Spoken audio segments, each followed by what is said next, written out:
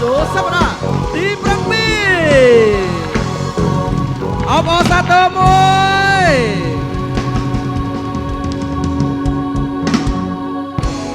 ប្រិមត្តទូរទស្សនិកជនកម្មវិធី Cambodian Idol វគ្គ Live Show សប្តាហ៍ទី7កំពុងតែផ្សាយផ្ទាល់យ៉ាងពិសេសនៅក្នុងស្ទូឌីយោផ្សាយរបស់យើងនៅផ្សារទំនើប Eon Mall ភ្នំពេញជាន់ទី4សម្រាប់កម្មវិធីប្រឡងចម្រៀងលំដាប់ពិភពលោក Cambodian Idol មានមោទនភាពនាំមកជូនលោកអ្នកផ្ដាច់មុខដោយភេសជ្ជៈបើកម្លាំងខារ៉ាបាវអ្នកតស៊ូដ៏អស្ចារ្យបំពង់ហឺត CPE សញ្ញាតាប៉ែធ្វើឲ្យខួរក្បាលស្រស់ថ្លាបន្ថយការឈឺចាប់នៅក្នុងពេលនេះអ្នកដែលត្រូវឡើងមកបង្ហាញនៅសមត្ថភាពជាបន្តគឺតម្រូវទៅលើបេក្ខជនដែលមានលេខសម្គាល់លេខ3បេក្ខជនអ៊ីម៉ានីសូមអបអរសាទរផ្ដល់នូវកម្លាំងចិត្តខ្លាំងៗដល់គ្នាមួយ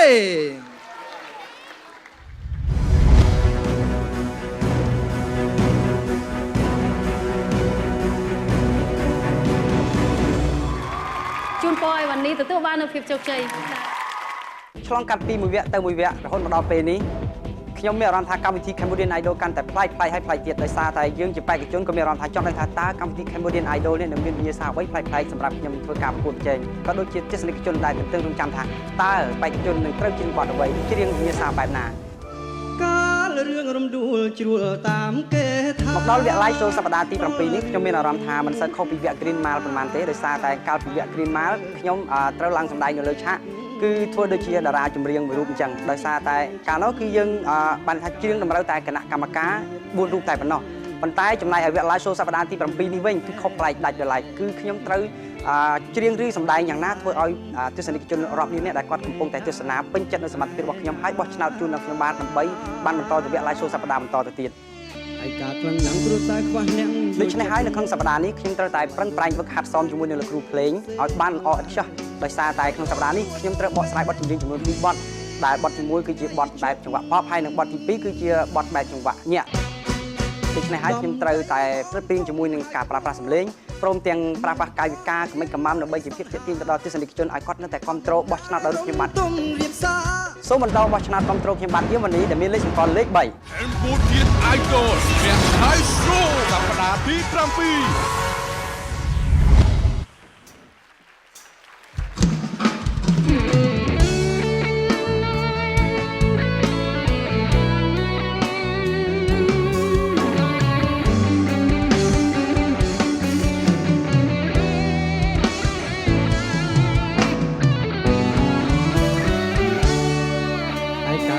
ព្រោះតែខ្វះអ្នកយល់ចិត្តស្រឡាញ់vôមិត្តមិនដែលគិតអ្នកផ្សេងឡើយរងចាំតែអូនទោះដឹងគ្មានសង្ឃឹមហើយចង់ចិត្តអើយមិនដេចឡើយនៅប្រាថ្នាស្រីសាទមានច្រើនមិនមែនរើសអើងគេទេនេះក៏ព្រោះតែបេះដូងមិនព្រមខ្នែហារងចាំតែអូនទោះដឹងថាត្រូវខ្លោចផ្សាបេះដូងត្រូវការតែរូបអូក៏ព្រោះតែរូបស្រីស្ងួនទើបបងនេះគ្មានសង្សារព្រោះតែជីវិតទើបបងមិនប្រាថ្នាអ្នកផ្សេងទុកចឹងរស់នៅម្នាក់ឯងប្រឡាញ់ក្តីសោកសងរែងបេះដូងបងឈួតវង្វេងគ្មានថ្ងៃឈប់ក៏ព្រោះតែរូបស្រីស្ងួនទើបបងនេះគ្មានសង្សារព្រោះតែជីវិតទើបបងមិនប្រាថ្នាអ្នកផ្សេងទុកចឹងរស់នៅម្នាក់ឯងប្រឡាញ់ក្តីសោកសងរែងបេះដូងបងឈួតវង្វេងគ្មានថ្ងៃឈប់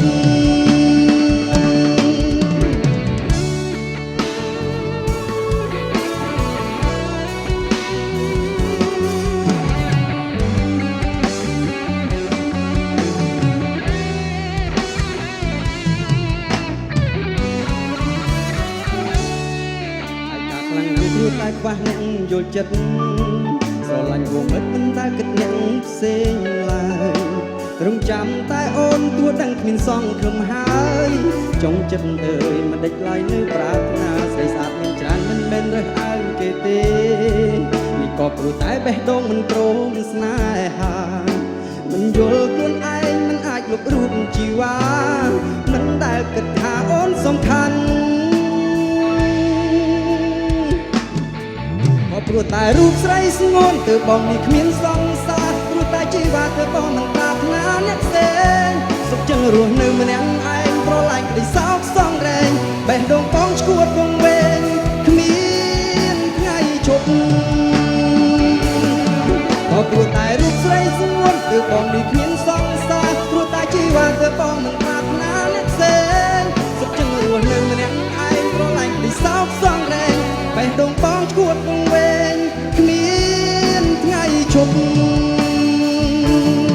สักจังรัวหนึ่งเนี่ยไอ้เพราะไรได้สาวสองแรงไปดงป้องชวดวงเวงขมิ้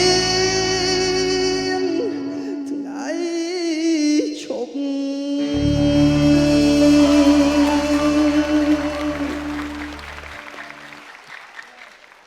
បាទអរគុណមែនទែនបាននៅស្នូទះដៃហើយនឹងសម្លេងគ្រប់ត្រូលថ្ងៃនេះខ្ញុំបានពិតជាមានអារម្មណ៍រំភើបសប្បាយរីករាយមែនទែនដែលមានវត្តមានរបស់ពុកម៉ែបងប្អូនដែលអញ្ជើញមកទស្សនានៅទីនេះផ្ទាល់ហើយក៏សូមអរគុណនៅការគ្រប់គ្រងមែនទែនហើយឥឡូវនេះក៏សូមរីករាយជាមួយខ្ញុំបាននៅបទចម្រៀងមួយបទទៀតបាទអរគុណ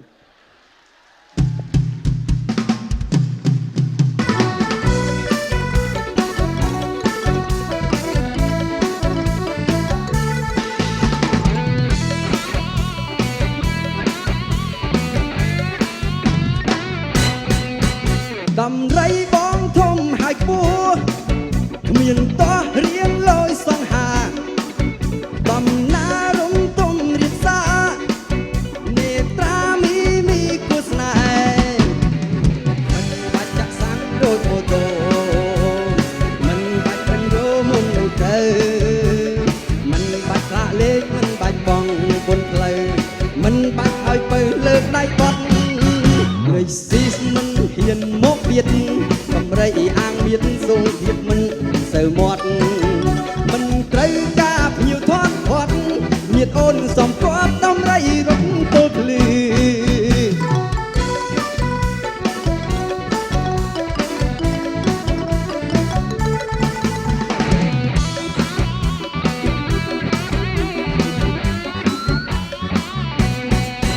ដំរីចែងថ្នាំងធ្នមស្នេហ៍មិនរែកក្រវត្តមកក្រោយតាំងជើងអែបនឹងប្រមកបងបោយយល់យកសំប្រាំមិនបាច់ចាក់សាំងដូចម៉ូតូមិនបាច់ប្រឹងរមុននឹងទៅមិនបាច់ផ្លាកលេខមិនបាច់បងពុនផ្លូវមិនបាច់ឲ្យបើលើកដៃបត់លេខស៊ីសមិនហ៊ានមកបៀតដំរីអាងមានសងធៀបមិនសូវមាត់មិនត្រូវការភ្ញៀវធាត់ធាត់ញាតអូនសំគាប់ដំរីរត់ទល់ភ្លឺ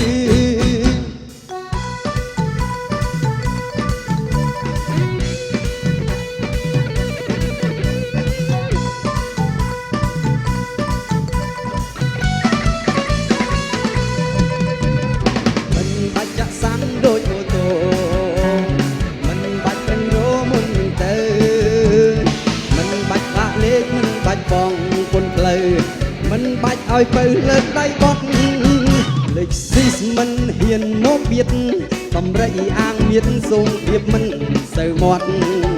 មិនត្រូវការភ្ញៀវធាត់ធាត់ញាតអូនសំគាប់ដំរីរត់ទល់ភ្លឺ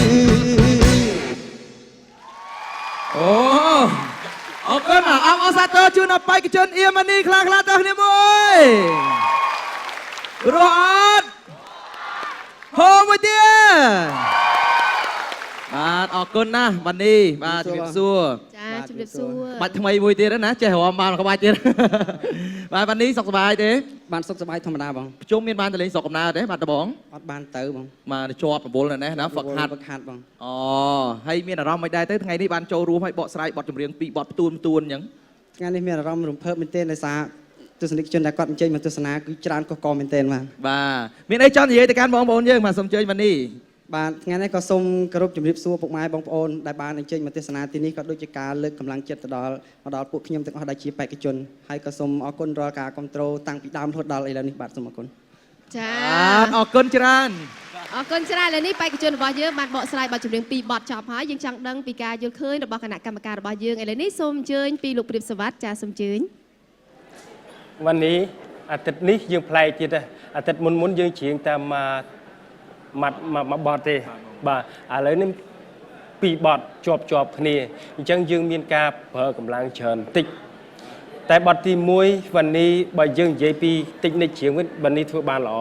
បើនិយាយពីលក្ខណៈសម្លេងនិងចង្វាក់ថ្ងៃនេះ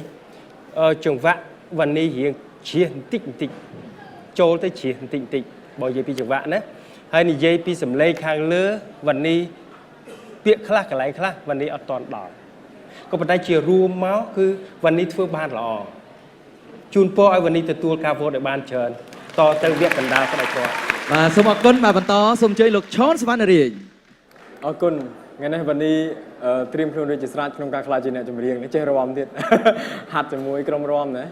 បាទឃើញថាថ្ងៃនេះวันนี้សម្ដែងបានល្អជាមួយបទចម្រៀងពីរបទទាំងបទស្លូក៏ដូចជាបទញាក់មើលទៅ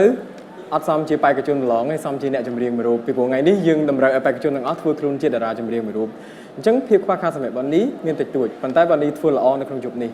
អរគុណជូនពរឲ្យวันนี้ជោគជ័យនៅក្នុងយប់នេះចាអរគុណច្រើនជាបន្តសូមអញ្ជើញលោកនុកបាយរ៉េត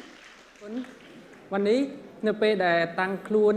ជាតារាចម្រៀងអាជីពមួយរូបសម្រាប់បង្ហាញសមត្ថភាពជូនដល់ទស្សនិកជនវាយើងពិបាកបន្តិចសម្រាប់យើងណាអូនពេលដែលយើងជាបេក្ខជនយើងអត់សូវភ័យព្រួយប្រហែលទេថាយើងគ្រាន់តែច្រៀងដើម្បីតម្រូវចិត្តអ្នកស្ដាប់ប៉ុន្តែនៅពេលដែលយើងតាំងខ្លួនទៅជាតារាចម្រៀងអាជីពមួយរូបយើងត្រូវគិតច្រើនជ្រុងជ្រោយបន្តិចពីបញ្ហាប្រើប្រាស់សមត្ថភាពនិងការបង្ហាញចេញនៅការវិការផ្សេងៗដើម្បីឲ្យទស្សនិកជនគាត់មើលមកគាត់ចាប់អារម្មណ៍និងជក់ចិត្តជាមួយនឹងការសម្ដែងរបស់យើងប៉ុន្តែយ៉ាងណាមិញនៅក្នុងការសម្ដែងថ្ងៃនេះวันนี้នៅតែព្យាយាមធ្វើតាំងចិត្តធ្វើទាំងសមត្ថភាពខ្លួនឯងបូករួមជាមួយនឹងការខិតខំគឺធ្វើបញ្ចេញមកអស់ពីសមត្ថភាពដូច្នេះនៅក្នុងថ្ងៃនេះសម្រាប់បងជឿជាក់ថាអ្វីដែលបងអូនខិតខំពិតជាមិនចង់និយាយថាទស្សនិកជនពិតជាមិនមើលរំលងចំពោះសមត្ថភាពរបស់បងអូនជូនពរឲ្យวันนี้ទទួលបានជោគជ័យទៅកាន់វគ្គខាងមុខទៀតបាទសូមអរគុណបាទហៅជាលើកទី3កញ្ញាអរគុណកញ្ញាបាទសូមអញ្ជើញផ្ដល់យោបល់ជូនបាទចានេះគឺជាវិញ្ញាសាថ្មីមួយទៀតសម្រាប់วันนี้នៅក្នុងសប្តាហ៍ទី7នេះហើយភាពបង្ហាញចេញមកនៅភាពជឿជាក់យើងអាចធ្វើបានគ្រប់បទចម្រៀងទាំងអស់មិនថាបទចម្រៀងបែបណាទេដូច្នេះក្នុងសប្តាហ៍នេះគឺជាវិញ្ញាសាថ្មីដែលធ្វើឲ្យយើងពិបាកធ្វើប៉ុន្តែวันนี้ធ្វើបានល្អวันนี้បង្ហាញចេញមកថាខ្លួនពិតជាធ្វើបានហើយធ្វើឲ្យទស្សនិកជនគ្រប់គ្រងបងអូនធ្វើឲ្យគាត់សក្ការស្ញាយសរសើរនិងស្នូទះដៃរបស់គាត់ធ្វើឲ្យយើងមានកម្លាំងចិត្តដូច្នេះការបង្ហាញដ៏ល្អរបស់បងអូនអ្វីដែលយើងគិតថាយើងមិនមែនជាតារាចម្រៀងមួយរូបចេះតែមួយមុខទេយើងចេះគ្រប់មុខទាំងអស់បទចម្រៀងចង្វាក់អីក៏យើងច្រៀងបានបែបណាក៏យើងអាចច្រៀងបានដូច្នេះក្នុងថ្ងៃនេះខ្ញុំសូមសរសើរวันนี้ដែលអាចធ្វើបានប៉ុណ្ណេះសូមជូនពរឲ្យបងអូនទទួលបានភាពជោគជ័យទៅក្នុងវគ្គបន្តទៀតចា៎បាទសូមអរគុណដល់គណៈកម្មការទាំង4រូបអរគុណច្រើនวันนี้បងជូនពរណាអាចបន្តទៅបាទឲ្យបានបន្តទៅសប្តាហ៍ក្រោយបន្តទៀតណាวันนี้អរគុណបាទអបអរសាទរជូនដល់បេក្ខជនអៀមวันนี้សូមបញ្ជាក់ជូនថាបេក្ខជនអៀមวันนี้គឺមានលេខសម្គាល់លេខ3សូមកុំភ្លេចបោះឆ្នោតគ្រប់គ្រងបន្ទាប់ពីបេក្ខជនទាំងអស់បកស្រាយនៅបទចម្រៀងបញ្ចប់ទៅប្រិមត្តទូរទស្សនិកជនឥឡូវនេះការបង្ហាញសមត្ថភាពរបស់បេក្ខជនបេក្ខនារីរបស់យើងមួយរូបគឺធ្វើឲ្យលោកអ្នកនាងកំពុងតែពិបាកក្នុងការថ្លឹងថ្លែងទៅលើសមត្ថភាពរបស់អ្នកទាំងអស់គ្នាឥឡូវនេះសូមបន្តការបង្ហាញសមត្ថភាពរបស់បេក្ខនារីរបស់យើងវិញម្ដងដែលមានលេខកូដសម្គាល់ខ្លួនលេខ1បេក្ខនារីសវណ្ណី